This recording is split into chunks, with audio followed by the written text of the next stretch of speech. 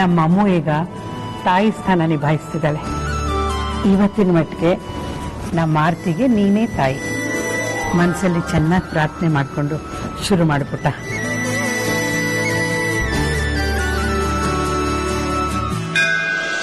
ಅಮೂಲ್ಯ, ನೀನು ಈ ನೆಲದ ಮೇಲೆ ಮಂಡಿ ಸೇವೆ ಮಾಡ್ತೀಯ?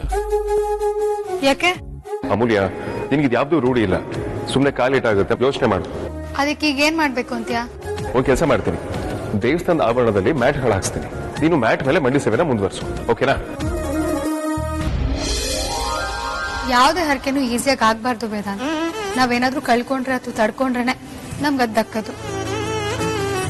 ಶ್ರಮ, ತ್ಯಾಗ, ನೋವು, ಕಷ್ಟ ಇದನ್ನ ಎದುರಿಸಿ ಭಾಗವಹಿಸಿದ್ರೆ ಮಾತ್ರ ನಾವು ಬೇಡೋದು ನಮಗ್ ಸಿಗುತ್ತೆ. ಇದು ಹರಕೆಯಿಂದ ಇರೋ ಲಾಜಿಕ್. ನಿಂಗೆ ಗೊತ್ತಾಗಲ್ಲ, ಸುಮ್ಮನೆ ಇದ್ಬಿಡು, ನಾನು ಇದೆಲ್ಲ ನೋಡ್ಕೋತೀನಿ.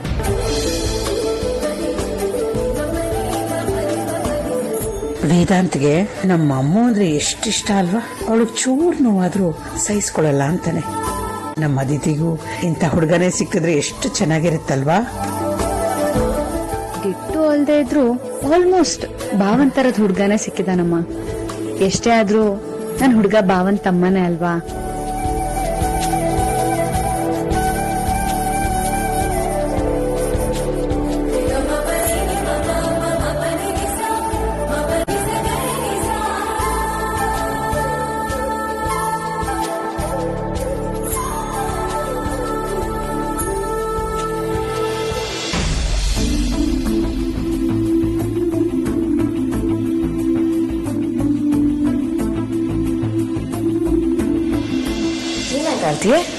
ಅದಕ್ಕೆ ಮನೆಯಲ್ಲಿ ಯಾರು ಕಾಣಿಸ್ತಿಲ್ಲ. ಅಮ್ಮು, ಬಾವ, ವಿಕ್ಕಿ ಎಲ್ರು ಎಲ್ಲಿಗೆ ಹೋಗಿದ್ದಾರೆ? ಅವ್ರನ್ನ ದೇವಸ್ಥಾನಕ್ಕೆ ಹೋಗಿದ್ದಾರೆ. ದೇವಸ್ಥಾನಕ್ಕ? ಯಾರು ನನ್ನ ಹತ್ರ ಏನು ಹೇಳಲೇ ಇಲ್ವಲ್ಲ? ಆರ್ತಿಯವರೇ, ನಿಮ್ಗೆ ಒಳ್ಳೇದಾಗ್ಲಿ ಅಂತ ನಿಮ್ಮಮ್ಮ ಮಂಡಿ ಸೇವೆ ಮಾಡ್ತೀನಿ ಅಂತ ಹರಸ್ಕೊಂಡಿದ್ರಂತೆ. ಆ ಹರಕೆ ತೀರ್ಸೋಕೆ ಅಮ್ಮವ್ರು ಹೋಗಿದ್ದಾರೆ.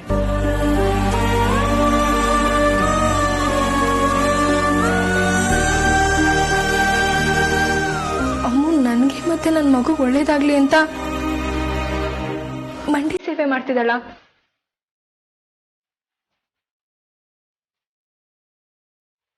ನಾನ್ ನೋಡಿದ್ರೆ ಇಲ್ಲೇ ಇದ್ದೀನಿ.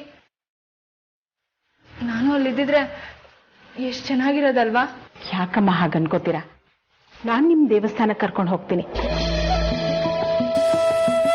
ನಿಮ್ಗೆ ನಿಮ್ ಹರಕೆ ತೀರ್ಸಕ್ಕಾಗದೆ ಹೋದ್ರೆ ಏನಾಯ್ತು? ದೇವರ ದರ್ಶನ ಮಾಡಿ ನಿಮ್ಗೋಸ್ಕರ ಯಾರು ಹರಕೆ ತೀರಿಸ್ತಾ ಇದಾರೆ ನೋಡಿ, ಅವ್ರು ನಿಮ್ ನೋಡಿದ್ರೆ ಸಾಕು, ನಿಮ್ಗೂ ಪೂಜೆ ಫಲ ಸಿಗುತ್ತೆ. ಆಯ್ತಮ್ಮ, ಒಂದ್ 5 ನಿಮಿಷ ರೆಡಿಯಾಗಿ ಬಂದ್ಬಿಡ್ತೀನಿ.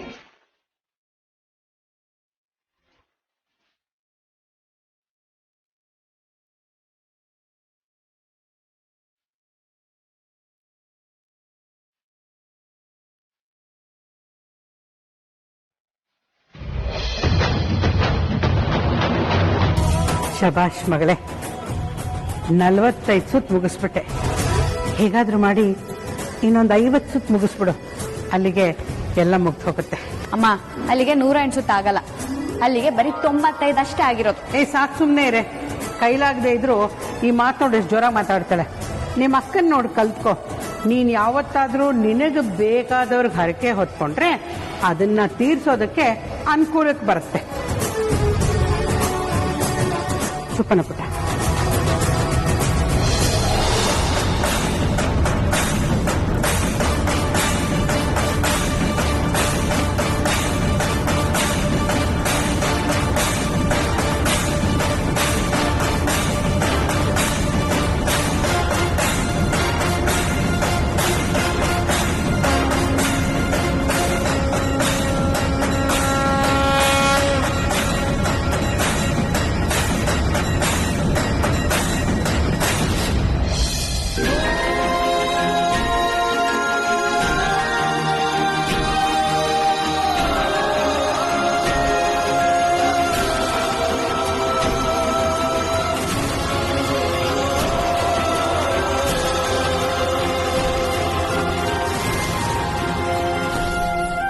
ಯಾಕಾಗ್ರಜ ನೋಡೋದಕ್ಕೆ ಮನಸ್ಸಿಗೆ ತುಂಬಾ ನೋವಾಗ್ತಿದೆ.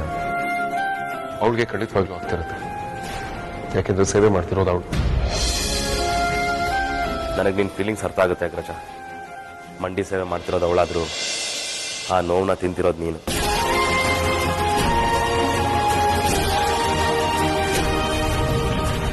ನೀವಿಬ್ರು ಬಾಂಡಿಂಗ್ ನೋಡಿದ್ರೆ ನನಗೆ ತುಂಬಾ ಖುಷಿ ಆಗುತ್ತೆ. I feel proud too. ಗಂಡ ಹೆಂಡತಿ ಅಂದ್ರೆ ನಿಮ್ಮಿಬ್ಬರಾಗಿರ್ಬೇಕು ಅಗ್ರಜ. ನಿನ್ನನ್ನು ನನ್ನ ಕುಡಿಯೋಕ್ಕೆ ನಾನು ಪುಣ್ಯ ಮಾಡಿದ್ದೆ ಅನ್ಸುತ್ತೆ. ವಿಕ್ರಾಂತ್, ಎಲ್ಲರೂ ಅಮೂಲ್ಯನ ಜಗಳಗಂಟಿ, ಬಜಾರಿ, ತೀಟೆ ಮಾಡ್ತಾಳೆ ಅಂತ ಅನ್ಕೊಂಡಿದ್ದಾರೆ. ಆದ್ರೆ ಬೇರೂರ್ ಕಷ್ಟಕ್ಕೆ ಸ್ಪಂದಿಸೋ ಗುಣ ಅವಳಲ್ಲಿ ಜಾಸ್ತಿ ಇದೆ ಅಂತ ಯಾರಿಗೂ ಗೊತ್ತಿಲ್ಲ.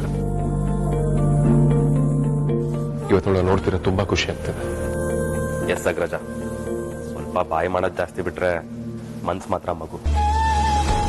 ಯಾರಿಗೆ ಕಷ್ಟ ಬಂದ್ರು ಅವಳಿಗೆ ಕಷ್ಟ ಬಂದಿದೆ ಅಂತ ಫೀಲ್ ಮಾಡ್ಕೊತಾಳೆ.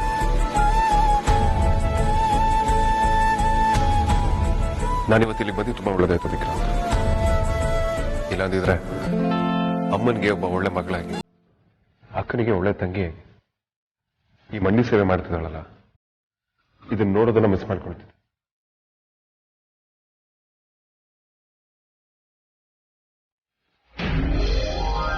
ಆರ್ತಿಯವರೇ, ರೆಡಿ ಇದ್ದೀರಾ? ಆಮ ಹೊರಡೋಣವಾ?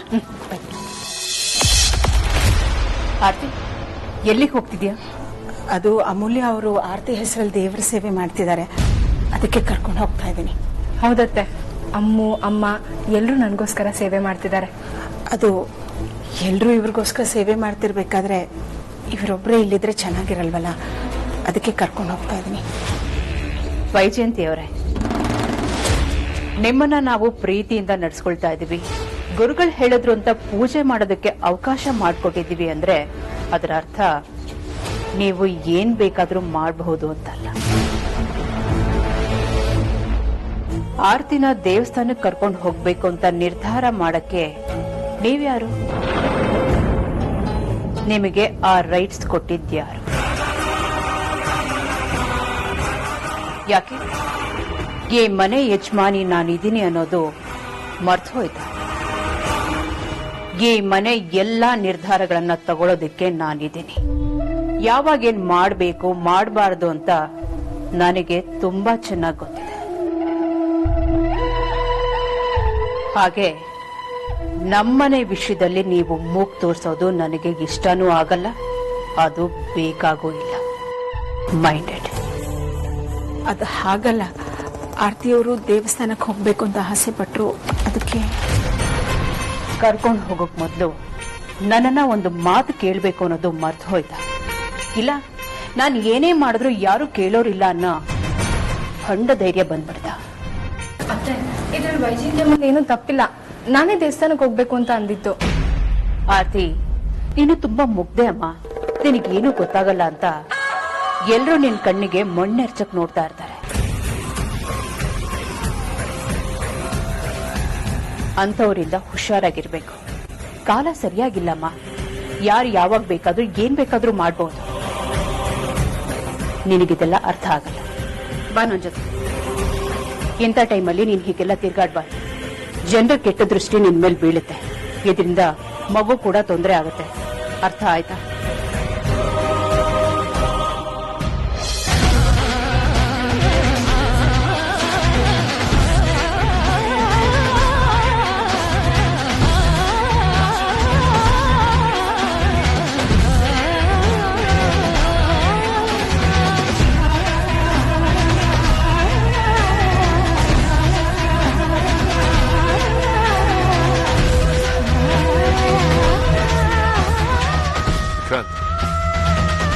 ಆರ್ತಿಗೋಸ್ಕರ ಅಮೂಲ್ಯ ಮಂಡಿ ಸೇವೆ ಮಾಡಿ ಅಕ್ಕನಿಗೆ ತಕ್ಕ ತಂಗಿ ಅಂತ ಪ್ರೂವ್ ಮಾಡ್ಕೊಂಡು, ಬಟ್ ಆರ್ತಿಗೋಸ್ಕರ ನಾವೇನು ಮಾಡದೇ ಇದ್ರೆ ತಪ್ಪಾಗುತ್ತೆ. We should do something. ಏನು ನಾವ್ ಹಿಂಗ್ ಮಾಡದ? ನಮ್ ಕೈಯಿಂದ ಹಿಂಗ್ ಮಾಡಕ್ಕೆಲ್ಲ ಚಾನ್ಸೇ ಇಲ್ಲ ಅಗ್ರಜ. ಯಾಕೆ ಸಾಧ್ಯ ಇಲ್ಲ? ಬಾ ನನ್ನ ಜೊತೆಗೆ.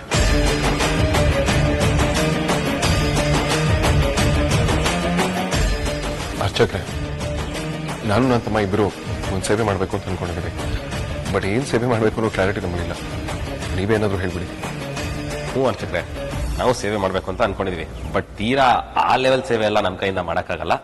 ಸಿಂಪಲ್ ಆಗಿರೋ ಸಿಂಪಲ್ ಸೇವೆ ಇದ್ರೆ ಹೇಳಿ ಮಾಡ್ತೀವಿ. ನೋಡಿ, ಸೇವೆ ಮಾಡಬೇಕು ಅನ್ಕೊಂಡಿರೋರ್ಗೆ ಅದೇ ಸೇವೆ ಮಾಡಿ ಇದೇ ಸೇವೆ ಮಾಡಿ ಅಂತ ಹೇಳೋ ತಪ್ಪಾಗುತ್ತೆ. ನಿಮ್ಗೆ ಯಾವ ಸೇವೆ ಮಾಡಬೇಕು ಅನ್ಸುತ್ತೋ ಆ ಸೇವೆ ಮಾಡಿ. ಅರ್ಚಕರು ಹೇಳೋದು ಕರೆಕ್ಟ್ ಅಗ್ರಜ. ನಮ್ಗೆ ಏನ್ ಅನ್ಸುತ್ತೋ ಅದನ್ನೇ ಮಾಡೋಣ ಬಾ. ಅರ್ಚಕ್ರೆ, ನಮಗೆ ನಿಜವಾಗ್ಲೂ ಏನ್ ಮಾಡ್ಬೇಕು ಅಂತ ಗೊತ್ತಾಗ್ತದೆ. ಅದಕ್ಕೆ ನಾವು ನಿಮ್ಮ ಹತ್ರ ಕೇಳ್ತೇವೆ. ಪ್ಲೀಸ್ ನೀವೇನಾದ್ರೂ ಹೇಳಿ. ನೋಡಿ, ಈ ತರ ಹೇಳ್ತೀನಿ ಅಂತ ತಪ್ಪು ತಿಳ್ಕೊಬೇಡಿ. ನಿಮ್ ಮನ್ಸಾರೆ ದೇವಸ್ಥಾನ ಸ್ವಚ್ಛತೆಗೋಸ್ಕರ ಶ್ರಮದಾನ ಮಾಡಿ ಒಂದ್ ಸೇವೆ ಮಾಡ್ಬೋದು. ಅದು ಒಂದ್ ಸೇವೆನೇ ಅಲ್ವಾ ಅಗ್ರಜ? ಶ್ರಮದಾನ ಅಂದ್ರೆ ದೇವ್ರು ಬರೋ ತರ ಏನೊಂದ್ ಮಾಡ್ಬೇಕು ಅಗ್ರಜ. ಇಲ್ಲ ದೇವಸ್ಥಾನನ 10 ರೌಂಡ್ ಸುತ್ತೋಣ, ಇಲ್ಲ ಬುಕ್ ಪೂರ್ತಿ ದೇವ್ರ ಹೆಸರು ಬರೆಯೋಣ, ಇಲ್ಲ ಅಂದ್ರೆ ಭಕ್ತರಿಗೆಲ್ಲ ಪ್ರಸಾದ ಹಂಚೋಣ. ಹೇಗಿದೆ ಐಡಿಯಾ? ನೀನೇ ಹೇಳಿದಲ್ಲ ವಿಕ್ರಾಂತ್, ಶ್ರಮದಾನ ಅಂದ್ರೆ ಏನ್ ಬೇಕಾದ್ರೂ ಮಾಡ್ಬೋದು. ಇಡೀ ದೇವಸ್ಥಾನದ ಆವರಣನ ಗುಡಿಸಿ ಕ್ಲೀನ್ ಮಾಡೋಣ. ಬೇಡ ಅಗ್ರಜ, ಕಸ ಗುಡ್ಸೋದ್ ಬಿಟ್ಟು ಬೇರೆ ಏನಾದ್ರು ಮಾಡೋಣ. ವಿಕ್ರಾಂತ್, ನಾವು ಕಸ ಗುಡಿಸ್ತಿಲ್ಲ, ಸೇವೆ ಮಾಡ್ತೀವಿ. ಅದಕ್ಕೆ ಹಿಂಜರಿಬಾರ್ದು. ಅರ್ಚಕ್ರೆ, ನಾವು ದೇವಸ್ಥಾನದ ಆವರಣನ ಕಸ ಗುಡಿಸಿ ಕ್ಲೀನ್ ಮಾಡ್ತೀವಿ.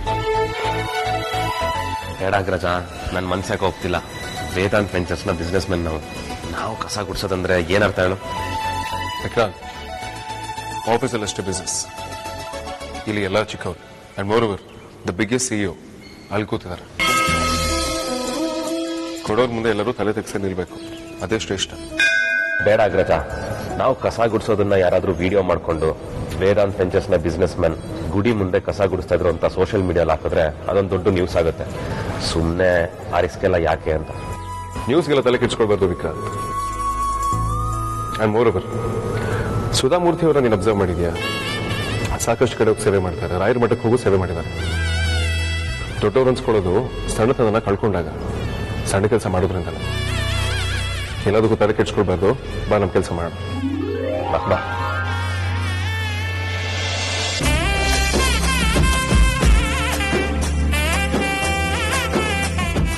ಅಯ್ಯೋ ಬಾಬಾ, ಇದೇನ್ ಮಾಡ್ತಿದ್ದೀರಾ?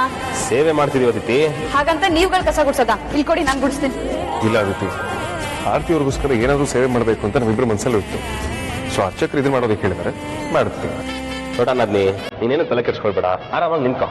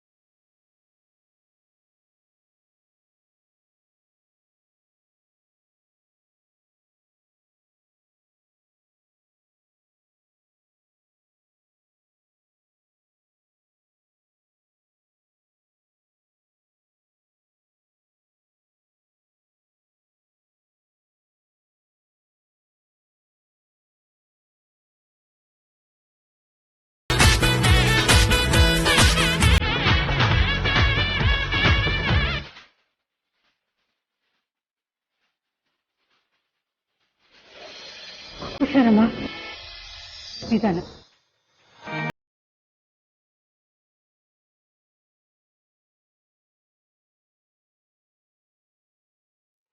ಅಮ್ಮ, ಅಂತೂ ಎಂತೂ 80 ಸುತ್ತನ್ನು ಮುಗಿಸ್ಬಿಟ್ಟೆ ಮಗಳೇ. ನೀನು ಉಳಿದಿರೋದು 28 ಮಾತ್ರ. ಹುಷಾರು, ಬೇಗ ಮುಗಿಸ್ಬಿಡತ್ತೆ. ಪಾಪ, ನಿಂಗೆ ತುಂಬಾ ಕಷ್ಟ ಆಗ್ತದೆ ಅಂತ ನಂಗೊತ್ತು. ಸ್ವಲ್ಪ ಗಟ್ಟಿ ಮನ್ಸು ಮಾಡಮ್ಮ.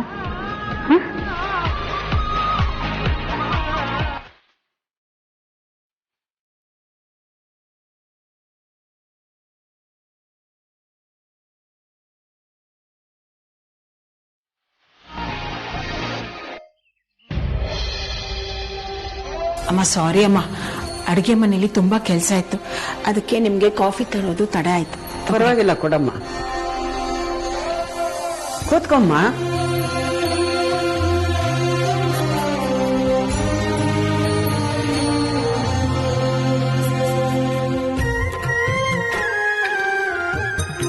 ಅಮ್ಮ, ಇವತ್ ನಿಮ್ ಬಟ್ಟೆನೆಲ್ಲ ನಾನ್ ಮಡ್ಚಿಡ್ತೀನಿ. ಅಯ್ಯೋ ಪರವಾಗಿಲ್ಲಮ್ಮ, ನೀನ್ ಯಾಕೆ ಮಾಡ್ತೀಯ? ಕೆಲಸದವ್ರು ಮಾಡ್ತಾರೆ.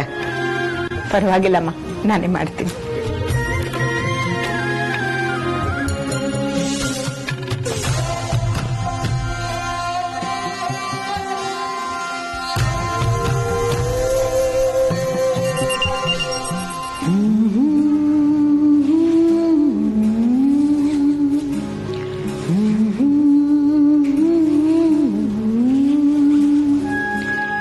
ಜೂಜು ಲಾಲಿ ಜೂಜು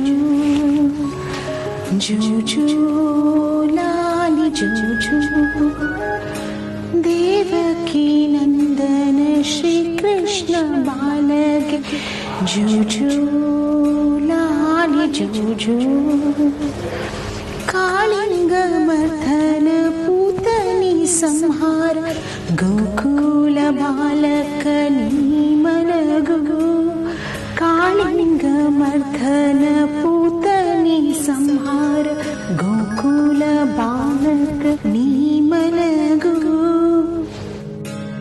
ಹಗಲಲ್ಲಿ ನಲಿದಾಡಿ ಇರುಳಲ್ಲಿ ಕುಣಿದಾಡಿ ಜಗವರಂಜಿಪಗೊಲ್ಲ ನೀ ಮಲಗು ಜೂಜು ಲಾಲಿ ಜೂಜು ಜೂಜು ಲಾಲಿ ಜೂಜು ಅಗ್ರಜ ರಾಮನ ಮುದ್ದಿನ ಅನುಜನೆ ಅಮ್ಮನ ಮಡಿಲಲ್ಲಿ ನೀ ಮಲಗು ಹಠವೇಕೆ ನನ್ನ ಕಂದ ಹಸುಗೂಸು ನೀನಲ್ಲ ಮಥುರೆಯ ಮಾಣಿಕ್ಯ ನೀ ಮಲಗು ಜೂಜು ಲಾಲಿ ಜೂಜು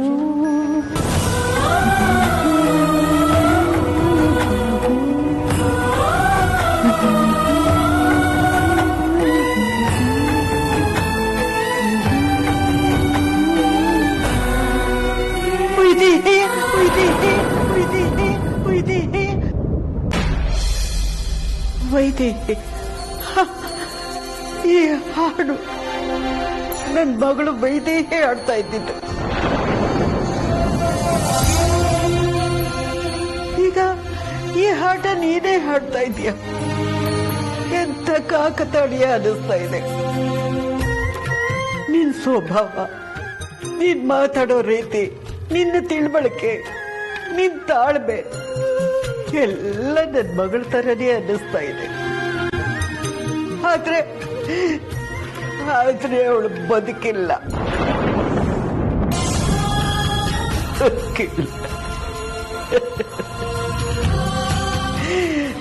ಅವಳು ಈಗಲೂ ಜೀವಂತ ಇದ್ದಿದ್ರೆ ಚೆನ್ನಾಗಿತ್ತು ಅಂತ ಅನ್ನಿಸ್ತಾ ಇದೆ.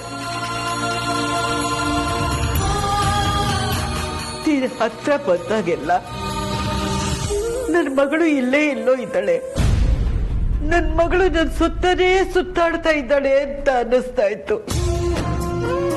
ಈಗ ನೀನ್ ಗುಡುತ್ತಾ ಇದ್ದೆ ಅಂತ ಹಾಡನ್ನು ಕೇಳಿದ್ರೆ ಆ ಆಸೆ ಜಾಸ್ತಿ ಆಗ್ತಾ ಇದೆ. ವೈಜಯಂತಿ, ನನಗೂ ವಯಸ್ಸಾಗಿದೆ ಅಮ್ಮ. ನಾನು ತುಂಬಾ ದಿನ ಬದುಕಿರಲ್ಲ ಕಡೆ. ನೀನು ನನ್ನ ಮಗಳು ವೈದೇಹಿದೆ ಅಲ್ವಾ? ಮಾತಾಡಮ್ಮ, ನಿಜ ಹೇಳಮ್ಮ. ನೀನು ನನ್ನ ಮಗಳು ವೈದೇಹಿ ತಂದೆ. ಹೇಳಮ್ಮ, ಹೇಳಮ್ಮ. ಎಲ್ಲಿದ್ದೀಯೆ? ಮಾತಾಡೆ. ನನ್ನನ್ನು ಅಮ್ಮ ಅಂತ ಕರಿಯೆ. ನಾನೇ ನಿನ್ ಮಗಳು ವೈದೇಹಿ. ಮಾತು ಹೇಳೆ. ನಿನ್ನಮ್ಮ ಯಾರ್ತೀನಿ? ಮಾತಾಡೆ. ನಿನ್ನಮ್ಮ ಯಾರ್ತೀನಿ? ವೈದೇಹಿ ಮಗಳೇ. ಅಮ್ಮ, ಕೊನೆಗೂ ನಾನೇ ವೈದೇಹಿ ಅಂತ ಕಂಡುಹಿಡಿದ್ಬಿಟ್ರು. ಅಮ್ಮನ್ಗೆ ನಾನು ಹೇಳ್ತಿದ್ದ ಹಾಡು ಇನ್ನೂ ನೆನಪಿದೆ. ಇಲ್ಲ, ಇಷ್ಟ ಮೇಲೂ ಸುಮ್ಮನೆ ಇದ್ರೆ ಆಗಲ್ಲ. ಇವತ್ತು ನಿಮ್ ಮಗಳು ವೈದೇಹಿ ಅಂತ ನಾನು ಹೇಳ್ಬಿಡ್ಬೇಕು. ಅಮ್ಮ ಮುಂದೆ ಎಲ್ಲ ನಿಜ ಹೇಳ್ಕೋಬೇಕು. ಎಲ್ಲಿದೆಯಾ ಕಂದ? ಮಾತಾಡಮ್ಮ. ಅಮ್ಮ, ಅಮ್ಮ, ಅಮ್ಮ.